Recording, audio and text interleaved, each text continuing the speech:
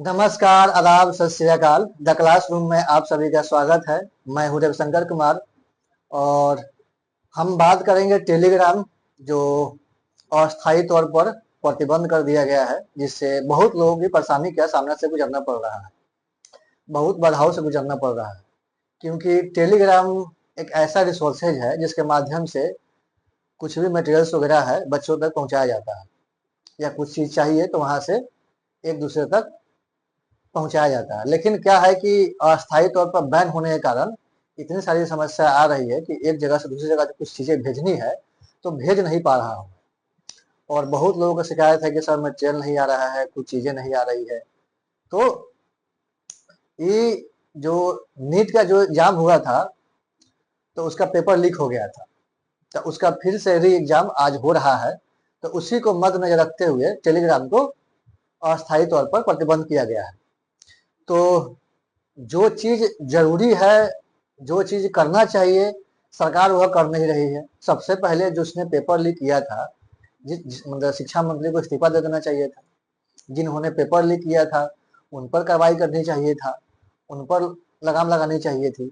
तो नहीं, जो माध्यम है उसी पर लगाम लगाया जा रहा है। जैसे कि आप जानते होंगे पहले जमाने में जो राजतंत्र था, तो उस समय कोई जब संदेशवाहक जो होता था, जब संदेश लेकर आता था, अगर संदेश अच्छा होता था तो उसको सिक्कों से और हीरे जवाहरातों से उसको नवाजा जाता था। लेकिन वही अगर संदेश खराब होता था तो कभी कभी उसको मृत्युदंड का समा दिया जाता था, कोड़ों से मारा जाता था, उनको मार दिया जाता था। वही हाल हूबहू यहाँ हो रहा है।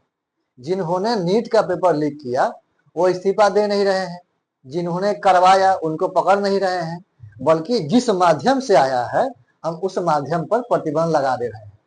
अब व्हाट्सएप से आएगा या इंस्टाग्राम से आएगा या जो भी माध्यम है वहां से आएगा तो उसको हम प्रतिबंध लगाएंगे, लेकिन जो कर रहे हैं उस पर प्रतिबंध नहीं लगाएंगे। और वही हाल हुआ कि जैसे कि कोई डाकिया आपके पास संदेश लेकर आया कि भाई आपकी गर्लफ्रेंड भाग गई है किसी और के साथ, किसी और के साथ उसका विवाह हो रहा है। तो अब भाई आशिक नाराज हो गया कि भैया लगा उसी को मारने, यार तुम कहाँ से बुरी खबर दे रहे हो। भाई उसका तो वही काम है, खबर देना, ठीक है। तो जहां से खबर आया उसको न करना है, तो आप संदेश वहां को मार दीजिएगा तो कैसे काम चलेगा। यही सारी चीजें हैं। तो खेद है इस बात का कि खैर सरकार तो हम ही लोग चुने हैं, लोकतांत्रिक सरकार है, हम ही लोग चुने हैं, तो भुगतना तो हम ही को पड़ेगा। खैर अगली बार जब वोट दीजिएगा तो इन सब चीजों का जरूर ध्यान रखिएगा, ठीक है। क्योंकि एजुकेट हम नौकरी के लिए नहीं हो रहे हैं, नौकरी के साथ साथ, ठीक है, राष्ट्र निर्माण में भी आपका क्या सहयोग है यह भी देखना बहुत जरूरी है कि कौन सी सरकार आ रही है, शिक्षा पर काम कर रही है कि नहीं, कृषि पर काम कर रही है कि नहीं, टेक्नोलॉजी पर काम कर रही है कि नहीं, सारी चीजों ध्यान में रखनी है, ठीक है। यह नहीं कि मेरा बस काम है पढ़ाई लिखाई कर लिए, सरकारी नौकरी ले लिए, ब्याह कर लिए, बच्चे पैदा कर लिए और मेरा काम इतना हो गया। यह काम है ही नहीं।